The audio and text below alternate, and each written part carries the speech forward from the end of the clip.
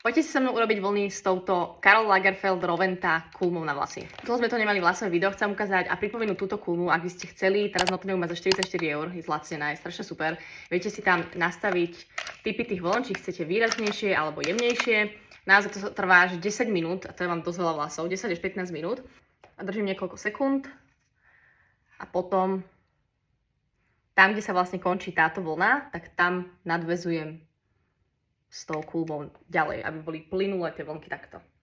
Takto vyzerajú vlny s tým veľkým nastavcom a môžem ukázať aj, ako vyzerá tá vlnka s tým menším.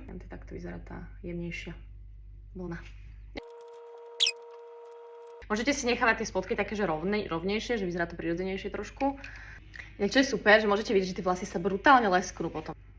A keď si robím vlny s touto kulmou, tak mi vydržia veľmi dlho. Naozaj, že ak by som si ich nemusela umývať vlasy, tak brutálne dlho mi vydržia. Ja sa trošku takto podoberiem ešte. Tu mám úplne taký iný objem, to znamená, že 3-krát viac vlasov mám pocit, že mám. Takže zatiaľ to trvalo 8 minút a mám urobenú polovicu hlavy, ako môžete vidieť, že to je že totálny objem, milujem to. A ideme na druhú stranu. Takto vyzerá finálny výsledok, vlasy z Karl Lagerfeld Roventou. Kulma na vlasy, veľmi to je cute, mi sa veľmi páči, je to také dievčenské, hravé, veľmi pekné, ešte si to budem trošku zasprejovať, aby mi to dlhšie vydržalo. Ale toto je finál, trvalo to 12 minút, takže je to naozaj hairstyle, ktorý spravíte za chvíľku. Dajte vedieť, či sa vám to páči a ja vám prajem krásny deň. Čaute.